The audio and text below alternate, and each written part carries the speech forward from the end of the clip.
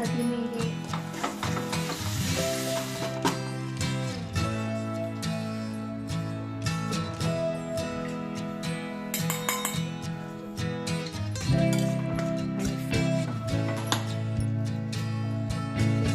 इथं सकाळी सकाळी मी हे जे हरभऱ्याची ढाळी आणली होती रात्री, त्याचे मी हे घाटे काढून घेत आहे. आमच्याकडे हे हरभरे ओले असतात तर त्या ढाळ्याला असतात तर त्याला घाटे म्हणतात. तर ते मी काढून घेत होते कारण भोगी होती, मिक्स भाजी करायची होती आणि वाण पण करायचं होतं. तर त्याच्यासाठी मी ते घाटे काढून घेतले आणि सोलून पण घेतले. जेवढे मला भाजीला हवे होते तेवढे सोलून घेतले आणि बाकीचे मला भाजीला आणि वाणाला जेवढे पाहिजे होते तेवढे मी काढून घेतले आणि हे राहिलेले होते तर ते मी भाजून घेतले. तर असं जसं आपण ज्वारीचा हुरडा करतो त्याचप्रमाणे आमच्या गावी हरभऱ्याचा हवळा पण त्याच पद्धतीने भाजतात आणि त्याला हवळा म्हणतात. तर मी इथं तव्यावर भाजून घेतले. भाजून ओले हरभरे छान लागतात खायला. हॅलो, नमस्ते. तर आज आहे भोगी. तर भोगीची भाजी आता मी करणार आहे. देवपूजा वगैरे झालेली आहे. आता आलेली आहे मी किचनमध्ये. तर भोगीच्या तुम्हा सगळ्यांना खूप खूप शुभेच्छा.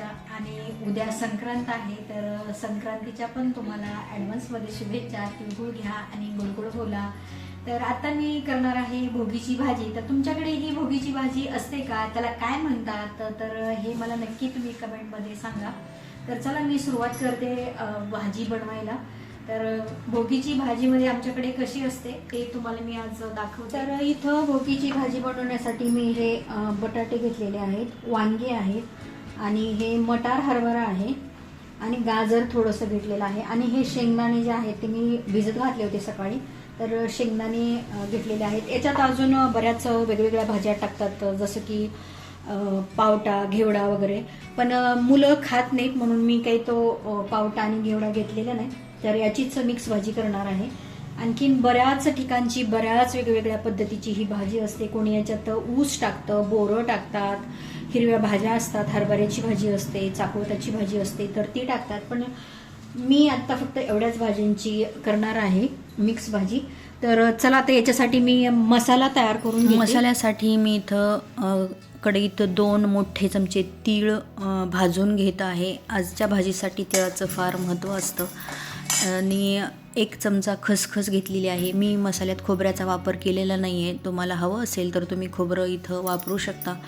तीळ थोडे तडतडले आणि त्याच्यातच लगेचच खसखस टाकून घेतली म्हणजे खसखस करपणार नाही. गरम होती तीळ तेव्हाच त्याच्यात टाकून घेतले. फक्त गरम कढईतच मी गरम करून घेतले आणि काढून घेतले.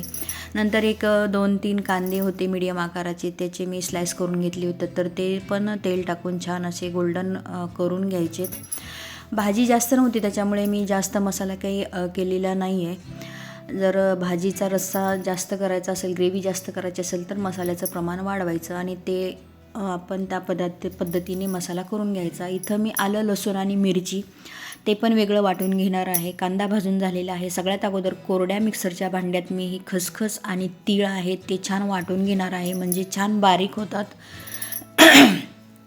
तीळ आणि खसखस वाटून झाली त्याच्यातच कांदा टाकून ते पण वाटून घेतलं. आलं, लसूण, मिरची ते पण वाटून घेतलं. कोथिंबीर वगैरे चिरून घेतली. नंतर कढई ठेवलेली आहे. कढईत 2 चमचे, थोडंसं तेल जास्त घालायचं, 2 चमचे तेल घातलेलं आहे. नंतर जिरी मोहरी टाकलेली आहे आणि आलं, लसूण, मिरची छान परतून घेतले. आणि आता 1 मोठा टोमॅटो मी तेलात इथं भाजून घेणार आहे. तर टोमॅटो एकदम असा आपल्याला पूर्ण तेलात असा शिजवून घ्यायचा आहे आणि तो टोमॅटो छान तेलात शिजवून घेतल्यानंतर मी जो वाटलेला मसाला होता तर तो मी इथं टाकून घेतलेला आहे. आणि आता इथं हिंग आणि कसुरी मेथी घातलेली आहे. ह्या मसाल्यात आहे हळद आहे, हा गरम मसाला आहे, लाल तिखट आहे, काळा मसाला आहे, मीठ, धण्याची पावडर, जिरे पावडर आणि हा गोडा मसाला.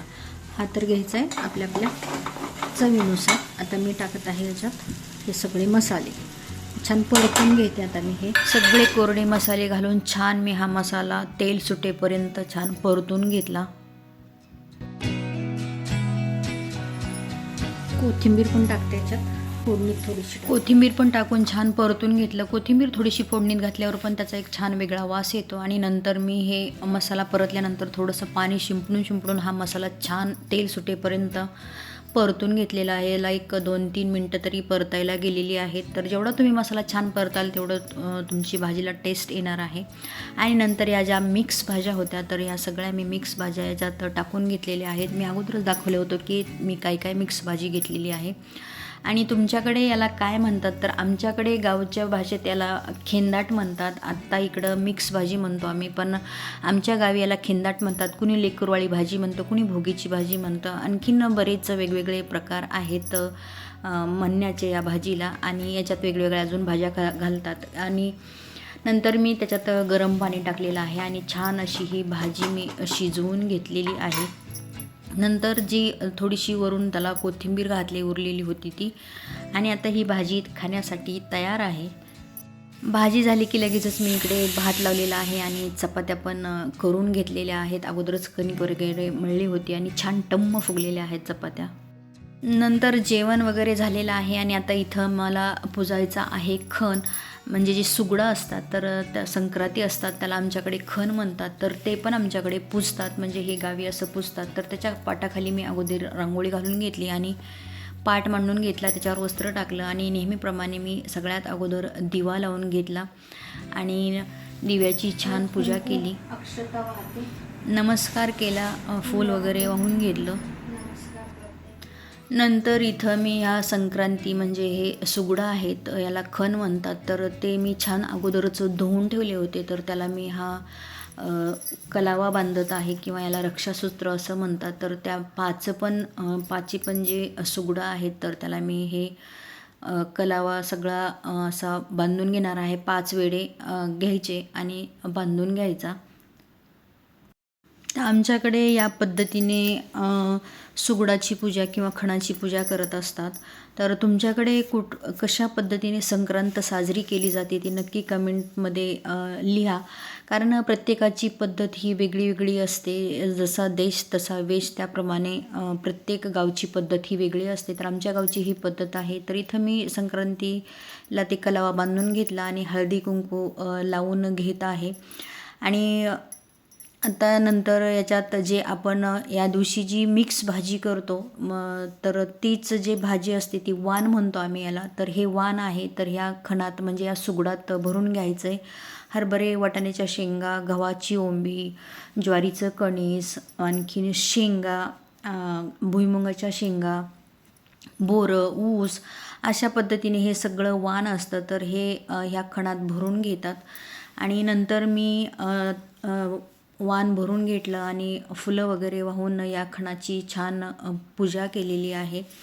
तर पौष महिन्यात भरपूर सारी थंडी असते आणि थंडीमुळे आपल्या शरीर पण खूप थंडावा निर्माण झालेला असतो. त्यामुळे मला वाटते या पौष महिन्यात ज्या भाज्या येतात त्या आपल्या पूर्ण सगळ्या शरीरासाठी आरोग्यदायी असतात. म्हणून या महिन्यात या भाज्यांचा, तिळगुळांचा आपण वापर करून हे सगळे पदार्थ आपण आपल्या पोटात जावेत म्हणून हे सणाच्या निमित्ताने का होईना आपण त्या भाज्या किंवा तिळगुळ हे आपल्या पोटात जावे या हेतूने ह्या सणाचं अशी मला वाटते रचना केलेली असेल. कारण असेच पुजतात आमच्याकडे खण, तर ते मी तसे पुजून घेतले.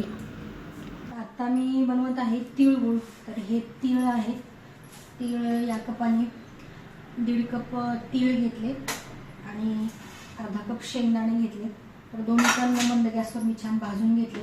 शेंगदाण्याचे टरफल काढून घेतले, गूळ फोडून घेतला आहे. 2 कप गूळ, तीळ आणि शेंगदाणे आहेत तर 2 कप मी गूळ घेणार आहे. पाक न करता पटकन होणारे मी तिळगुळ करणार आहे. तर अगोदर मी शेंगदाणे आणि तीळ हे वाटून घेते.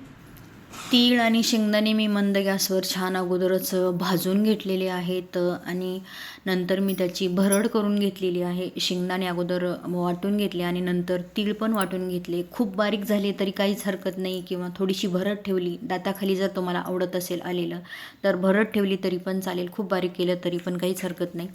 आणि नंतर मी इथं 3 चमचे याच्यात साजूक तूप घातलेलं आहे आणि 2 कप गूळ, 1.5 कप तीळ होतं, अर्धा कप शेंगदाणे होते, त्याला मी 2 कप इथं हा गूळ घेतलेला आहे. आणि कुठलाही पाक करायचा नाही आहे. तर अगदी सोप्या पद्धतीने मी ही तिळाची वडी करणार आहे.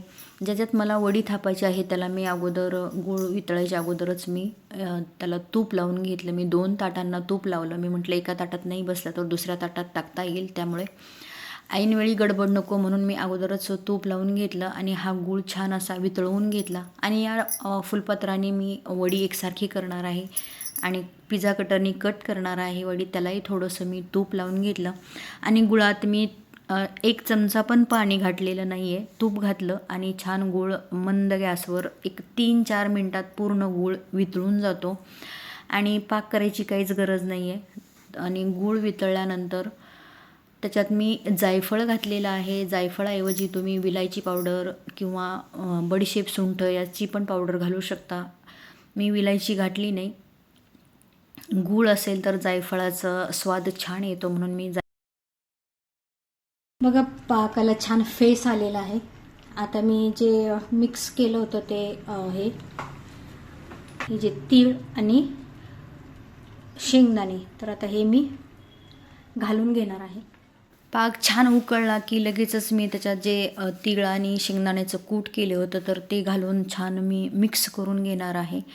पाकाचं जरी करायचं असेल तरी पण त्याला वेळ लागतो. माझ्याकडे तेवढा वेळ नव्हता, खूप गडबड होती, म्हणून मी पटकन होणारी ही एकदम मऊ आणि पटकन होणारी ही खुसखुशीत वडी केली. तर तीळ आणि गुळाचं महत्त्व हे संक्रांतीला खूप आहे, हे सगळ्यांनाच माहीत आहे. कोणी कोणी तिळाच्या पोळ्या करतात, कारण थंडी खूप असते, आपल्या शरीरातील उष्णता वाढावी त्या हेतूने आपले सण, हिंदू धर्मातले जे सण आहेत ते बनवले गेलेले आहेत, ते रीतिरिवाज आहेत. असं पूर्वी खूप थंडी असायची, आता थंडीचं म्हणजे ऋतूच बदललेला आहे, त्याच्यामुळे खाण्यापिण्याच्या सवयी पण पूर्णपणे बदललेल्या आहेत आणि हे सगळं जे आहे ते खूप कमी होत चाललेलं आहे. पण अजूनही आपण बऱ्याच ठिकाणी अशी जी पूर्वीची संस्कृती आहे ती जपली जाते, तर ते बघून पण छान वाटतं. आणि नंतर वड्या झालेल्या आहेत. मला वाटलं होतं 2 ताटं लागतील, पण एकाच ताटात बस झालं असतं, पण 2 ताटाला मी तूप लावलं होतं म्हणून मी हे दोन्ही ताटात थोडं थोडं टाकून घेतलं आणि नंतर छान त्याच्या वड्या तयार करून घेतलेल्या आहेत आणि या तयार आहेत. याला सेट व्हायला फार वेळ लागत नाही आहे. ही जी वडी आहे ती फार पटकन तयार होते, तर मी लगेचच ती थोडी कोमट असतानाच कट करून घ्यायची, म्हणजे ती कट होते. नंतर थोडी थंड झाली की लगेच कट होत नाही, म्हणून मी गरम असतानाच कट करून घेतली. आणि हे बघा छान एकदम मऊ अशा खुसखुशीत या वड्या तयार झालेल्या आहेत. तर कसा वाटला तुम्हाला हा व्हिडिओ नक्की सांगा आणि तुमची पद्धत कशी आहे ते पण सांगा. धन्यवाद.